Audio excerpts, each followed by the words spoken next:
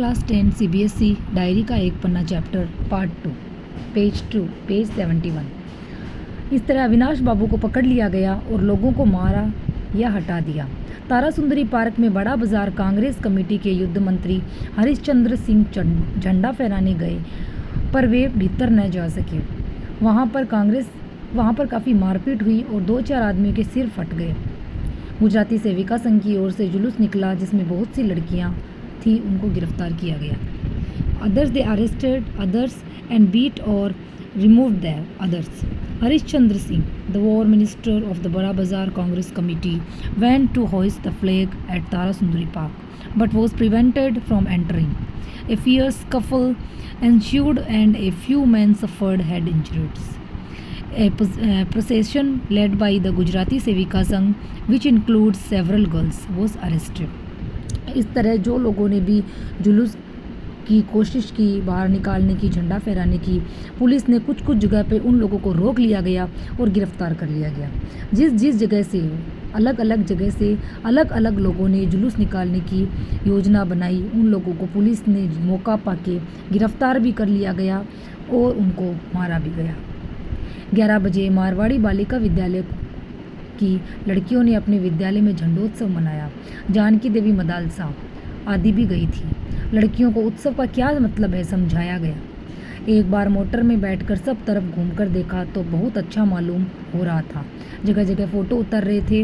अपने भी फ़ोटो का काफ़ी प्रबंध किया था। 2-3 बजे कई आदमियों को पकड़ लिया, जिसमें मुख्य पूर्णोदास और पुरुषोत्तम राय थे। At 11 o'clock, the girls from the Marwari Girls' School celebrated the flag hosting ceremony at the school. Janki Devi Madalsa and others had also gone. The girls were explained the significance of the celebration. Once we got in the car and took a tour around, it felt wonderful. Photos were being taken everywhere. I had made ample arrangement for my own photos as well. At 2 or 3 o'clock, several men were arrested, chief among them Purno Das and Purushottam Das Roy. तो इस तरह से 11 बजे तक मारवाड़ी विद्यालय की बालिकाएं थी, उन्होंने भी झंडोत्सव मनाया और लोग फ़ोटो भी उतार रहे थे। मतलब सब और इतना अच्छा लग रहा था। और जो कई आदमियों को पकड़ा गया 2 और 3 बजे तक, उसमें मुख्य पूर्णो दास और पुरुषोत्तम दास भी थे। सुभाष बाबू के जुलूस का भार पूर्णो दास पर था। वह प्रबंध कर चुका था। स्त्री समाज अपनी तैयारी में लगा हुआ था। जगह जगह से स्त्रियां अपना जुलूस निकालने की तथा ठीक स्थान पर पहुंचने की कोशिश कर रही थी। मोन्यूमेंट के पास जैसा प्रबंध भोर में था, वैसा करीब 1 बजे नहीं रहा। इसमें लोगों को आशा होने लगी शायद पुलिस अपना रंग न दिखलावे, पर वह कब रुकने वाली थी। 3 बजे से ही मैदान में हजारों आदमियों की भीड़ होने लगी और लोग टोलियाँ बनाकर मैदान में घूमने लगे। आज तो बात थी वह निराली थी। Purno Das was responsible for Subhash Babu's procession, but he had already made those arrangements. The women's community was busy preparing. Women from various locations were trying to form their own procession and reach the right place. By around 1 o'clock, the arrangement near the monument were no longer the same as they had been at dawn. This given people hope that perhaps the police should not show their true color. But when would they stop? By 3 o'clock, thousands of people began gathering in the ground and people began moving around in group. What was happening today was unique.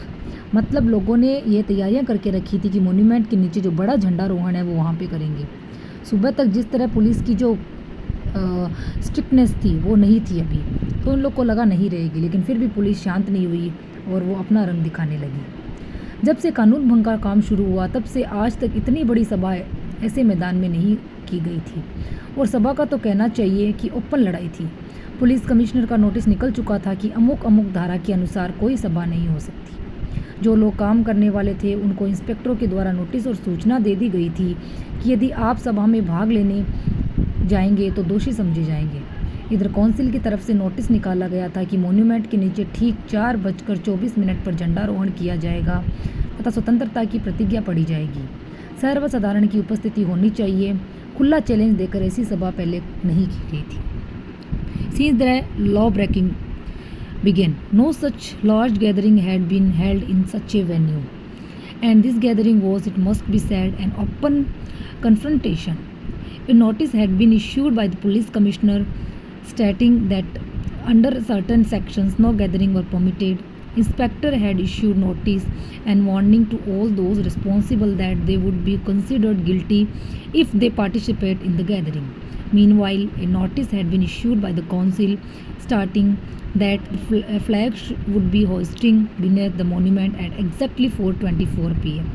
and the pledge of allegiance would be recited.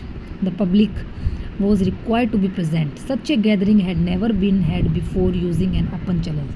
इसलिए बताया गया कि ऐसी gathering मतलब ऐसी भीड़ थी तो कभी नहीं दिखी गई थी पहले। इसमें 2 नोटिस निकले थे, एक पुलिस कमिश्नर का नोटिस और एक काउंसिल का नोटिस। काउंसिल का नोटिस था कि इस जगह इतने बज के इतने मिनट पे सभा होगी और सभी लोग प्रेजेंस रहेंगे, लेकिन पुलिस कमिश्नर ने कहा कि इस धारा के अनुसार कोई सभा नहीं होगी, अगर कोई जाएंगे तो वो सब दोषी समझे जाएंगे।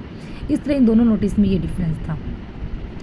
ठीक 4:10 पर सुभाष बाबू जुलूस लेकर आए। उनको चौरंगी पर रोका गया, पर भीड़ की अधिकता के कारण पुलिस जुलूस को रोक नहीं सकी।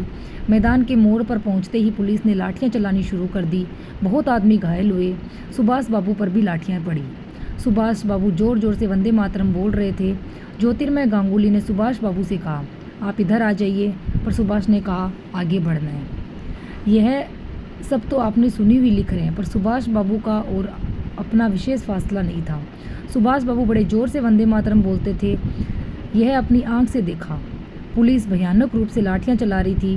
क्षितिज चटर्जी का फटा हुआ सर देखकर तथा उनका बहता हुआ खून देखकर ऐसी आंख मिच जाती है। At exactly 4:10, Subhash Babu arrived with the procession. He was stopped at the intersection, but the police were unable to stop the procession due to the large crowd. As soon as they reached the turn to be ground, the police began lathi charge. Many people were injured and Subhash Babu was also hit by the lathi charge. Subhash Babu was loudly chanting Vande Mataram. Jyotirmay Ganguly told Subhash Babu to come over, but Subhash Babu said, "We have to move ahead. I am writing all this based on what I have heard." But there was not much difference between Subhash Babu and me. Subhash Babu used to chant Vande Mataram loudly. I saw it with my own eyes. Police were using batons terribly. Seeing Siti Chatterjee brushing head, the blood flowing, it was a matter of tears. इस तरह सुभाष बाबू का घायल देखकर narrator था, उसके भी आंखों में आंसू आ गए और क्षितिज चटर्जी का भी सर फटा हुआ देख लिया, क्योंकि जहाँ पे उन्हें सभा करनी थी वहाँ पे हर एक अपने जुलूस को लेके पहुँच रहा था।